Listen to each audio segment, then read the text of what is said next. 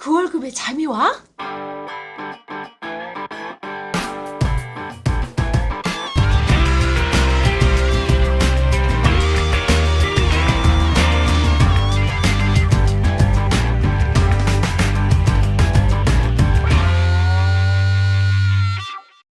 그 월급의 잠이와는 월급이 전부인 2천만 월급쟁이들의 불면증을 해소하는 방송입니다.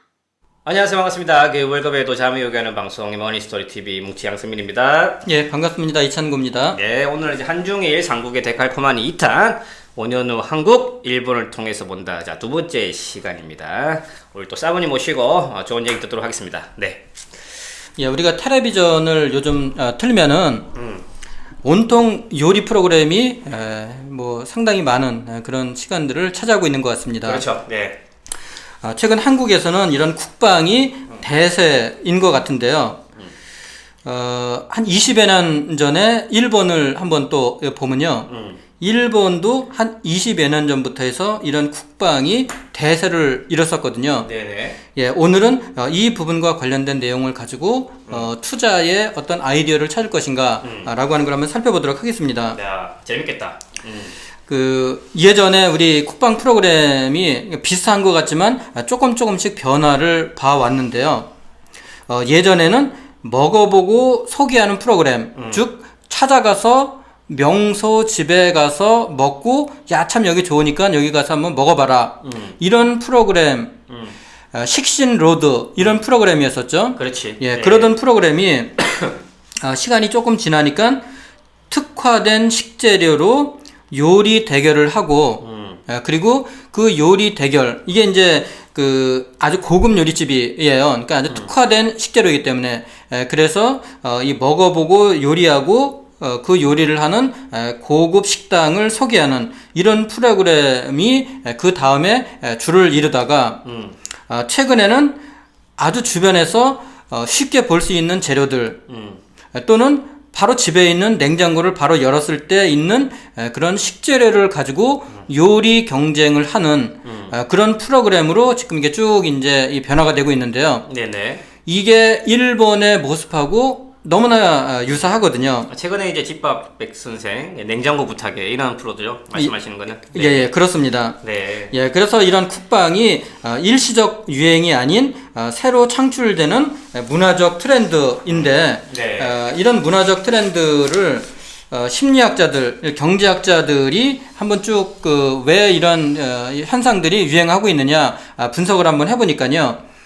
국방을 통해서 집밥 요리에 열광하는 주 요인이 심리적 공허함, 1인 가족화와 경기 불황, 적은 예산으로 직접 만들어 먹을 수 있는 그런 대안을 찾고자 한 그런 심리적 안도감의 발현이라고 그렇게 이제 이야기하는데요. 네네. 그 심리학자들의 이야기를 한번 들어보면요.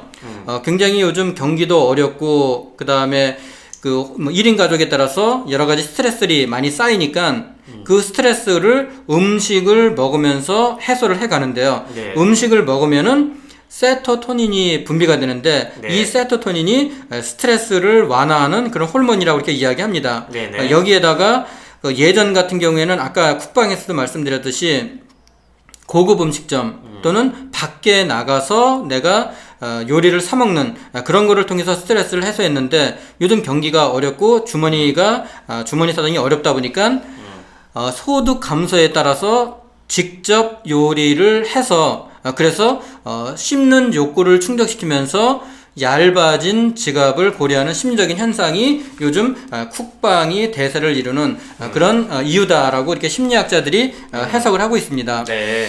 최근에 우리나라에 나타나고 있는 이런 모습을 일본이 한 20여 년 전부터 쭉 보여왔었는데요. 뭐 저도 이 식객, 이 허영만 씨가 그린 이 식객, 이 만화를 참 여러 권 이렇게 이제 읽어봤는데요. 1983년도에 이 마세 달인이라고 하는 이런 만화책이 일본에서 굉장히 광풍을 일으켰는데요. 네. 요 1983년도에 시작된 이 마세 달인 이거는 일본이 굉장히 경제적으로 호황을 누리던 그런 시기에 네네. 일본 열도에서 아주 고급화된 아주 맛있는 이런 집들을 찾아가면서 뭐 식객하고 아주 비슷한 내용이라고 해요. 저도 뭐 읽어보지는 못했지만 네. 식객의 원본격인 이런 이 만화책이 유행을 했고요. 그러던 일본이 80년대에 이런 이제 이 화랑기를 지나서 90년대로 접어들면서 경기가 이제 어려워지기 시작을 하죠. 네. 그러니까 이 일본의 이런 그 경제 상황을 이제 반영을 하기 이제 시작을 하는데 네네. 먼저 일본의 경제가 본격적으로 이렇게 어려워지기 전 90년대 초반에는 후지 TV의 요리 프로그램 중에서 요리의 철인이라고 하는 프로그램이 있었는데 이게 요리 대결 프로그램인데 아까 우리나라의 한식 대처? 프로그램 중에서 한식 대처처럼 고급 식재료를 가지고 이 요리를 만들던 그런 이 프로그램 이게 요리의 철인이라고 그렇게 이제 이야기를 하는데요. 네네. 고급 식재료를 이용해서 콘텐츠로 고급 음식점 중심의 외식 산업이 발달하고 이거를 방송에서 주로 많이 방송을 했던 거. 네. 이게 이제 1990년대 초반의 일본의 모습이었었고요. 네네. 그러던 일본이 1990년대 후반으로 넘어가면서 일본이 경기 불황이 지속되자 B급 구르메. 그래서 이제 A급 구르메 하면은 이제 구르메라고 하면 이게 이제 원래는 이제 프랑스 말인데요. 프랑스 말로 구르메 하면은 미식가 뭐 고급 요리 뭐 이런 뜻인데 A급이 아니라 B급 구르메 해서 일본에서는 이런 B급 구르메가 인기를 누리기 시작을 하는데요. 이런 B급 이 구르메라고 하는 게 저렴한 가격으로 쉽게 만들 수 있고 일상에서 즐겨 먹는 음식들. 네. 뭐 예를 들면은 라면, 오코노미야끼, 우동, 뭐 야끼소바, 뭐 카레라이스, 덮밥, 햄버거 이런 것들을 일컬는데요. 이런 그 B급 구르메 이런 요리들을 일본 열도에서 저기 요리사들을 모아서 컨테스트를 했는데 그게 바로 B1 그랑프리 이게 이제 열리면서 일본이 이 90년대 후반에 경기가 이 침체가 될 그런 시대 상황을 잘 이렇게 표현을 한 그런 B급 구름의 B1 그랑프리가 있었죠. 네. 그러면 이런 그 맛의 달인, 요리의 철인, B1 그랑프리로 이렇게 변천되는 일본의 음식에 대한 이런 변화의 태도가 기업의 주가에도 그대로 반영이 됐는데요. 네. 먼저 일본이 그 경기 침체기인 90년부터 2003년 동안에 기본 식재료 관련 기업인 하우스푸드 이 회사는 40%의 주가 상승을 보였고요. 네. 프랜차이즈 관련 기업인 오시오는 70% 주가가 상승을 했고요. 네. 기본 식재료 및 생활용품 관련 기업인 카오는 200% 이상의 주가 상승을 보였고요. 네. 편의점 관련 기업인 아에오는 100% 이상의 상대 수익률을 기록했습니다. 네네. 이 기간 동안에 일본의 주가는 종합주가 지수로 본다라고 하면은 뭐 약 한 38,000원에서 뭐 한 7,000, 8,000까지 굉장히 많은 하락을 보였지만 이런 경기 방어형 쿡방 기업들 이런 기업들은 상당히 가치가 부각이 됐던 그런 모습을 볼 수 있습니다. 네. 그래서 이런 기업들의 주가의 흐름을 가지고 우리나라에서도 이런 쿡방 관련된 기업들 이런 기업들을 가지고 투자의 아이디어를 한번 찾아보는 것도 좋을 것 같습니다. 2천만 월급쟁이들의 금융호구 탈출을 위한 그월잠 프로젝트 머니스토리 TV 홈페이지에서 확인하세요. 예, 그러면은 우리나라의 이런 쿡방 관련된 기업들을 한 10여 개 한번 살펴보도록 하겠습니다. 네. 먼저 기업형 식자재 1위 기업이 CJ 프레시웨이라고 하는 기업이고요. 네. 아주 다양한 외식 사업부와 뭐 계열사를 보유하고 식자재 전문 이츠웰을 가지고 있습니다. 뭐 마트 다니신 분들은 다 아시겠네. 예. 네. 그리고 한식 뷔페 계절밥상. 뭐 저도 계절밥상을 주로 많이 이제 요즘 이제 주머니 사정이 이렇게 얇아져서 한식 뷔페 계절밥상을 2013년 7월에 개점을 해서 지금 뭐 11개 점포를 보유하고 있는 CJ 푸드빌. 네. 그리고 햇반, 이 컵반의 흥행을 계속 이어가고 있는 CJ 제일제당. 그리고 GS25 간편식 에서 높은 성장률을 기록하고 있는 GS 리테일. 일본의 이런 그 편의점들이 이런 경기 불황기에 높은 성장률을 보였는데 GS 리테일 또한 지속적으로 이 높은 성장을 보이고 있고요.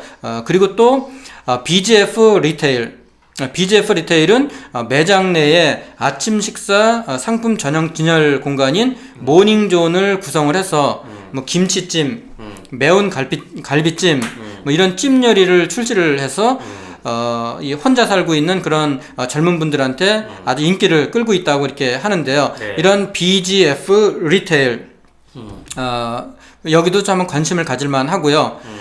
그리고 기업형 식자재 1위 기업이 CJ 프레시웨이인데 2위 기업이 풀무원 푸드머스거든요. 네. 그래서 이런 기업형 식자재 2위 기업들, 그러니까 주머니 사정이 얇아지다 보니까 저도 예전에 90년대에 회사를 다닐 때는 사내 식당에서 밥 먹는 거 별로 좋아하지 않았거든요. 예. 어쩔 수 없는 경우에 이제 사내 식당에서 밥 먹었지 거의 대부분 바깥에 나가서 외식을 했는데 그렇지. 요즘 직장인들은 회사에서 제공해주는 이런 이 사내 식당에서 식사를 굉장히 많이 한다고 합니다.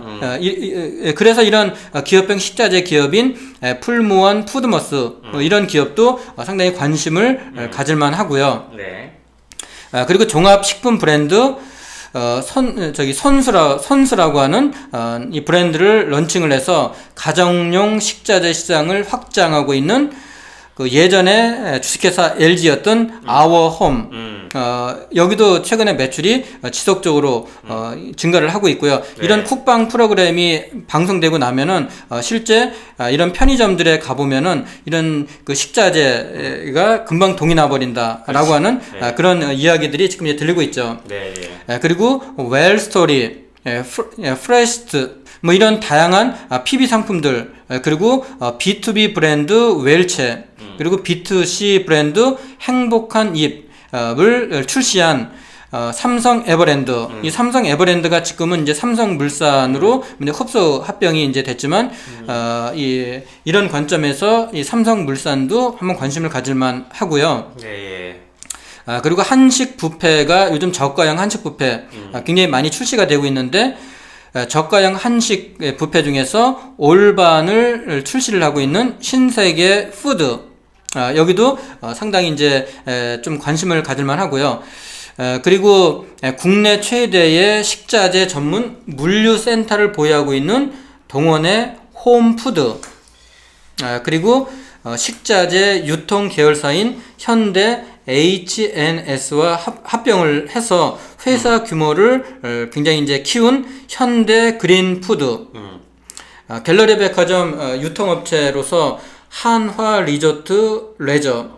예, 한화 리조트가 이 동해안 쪽에 뭐 여러 가지 이 콘도들을 가지고 있는데 이거를 보유하고 있는 한화 푸디스. 네. 여기도 상당히 이 매출이 지속적으로 이렇게 증가를 하고 있는 모습을 우리가 이제 확인해 볼 수 있고요. 그리고 2010년 10여 개의 식자재 유통상을 인수를 해서 이런 식자재 관련된 유통사업에 적극적으로 진출한 대상 디몰 FS. 그리고 뭐 롯데 삼강, 롯데푸드 이런 롯데의 식자재 유통기업들 여기도 여전히 관심을 가질만 하고요. 네네. 그리고 이랜드의 계열사인 이랜드 식품이 한식 뷔페 자연별곡, 그 다음에 양식 뷔페 애슐리, 다 한 15,000원 내외 정도의 저가형 부패, 이 시대 상황에 맞는 그런 알뜰 소비 쿡방 관련 기업이다 이렇게 생각이 듭니다. 그래서 이런 그 일본의 저성장 국면이 진행이 될 때 사람들이 쿡방과 관련된 알뜰 소비를 하는 그런 흐름이 한국에서도 지속되고 있는데, 이런 흐름이 단기간에 끝날 그런 이 패션이 아니기 때문에 지속적으로 지금 제가 한번 소개해드린 이런 회사들도 투자의 관점에서 네. 한번 관심을 가져보시는 거 좋을 것 같습니다. 야, 재밌죠? 실질적으로 주변에서 일어나는 현상들, 그리고 저희가 그 편의점이 됐든 아니면 뭐 점심을 먹으러 가든 주위에서 많이 일어나는 것들, 그런 것들을 오늘 많이 말씀해 주셨던 것 같아요. 되게 친숙하고, 쿡방이라는 방송을 통해서 우리가 시대의 변화를 또 알 수 있고, 이런 시대의 변화를 통해서 이런 경기가 저성장되는 과정에서도 이런 경기 방어주 관련돼서 또 투자에 대한 아이디어까지 알 수 있는 아주 좋은 시간인 것 같습니다. 재밌죠? 재밌고, 오늘 뭐 두 번째 시간 여기까지 진행하도록 하겠습니다. 사모님 감사합니다. 예, 감사합니다.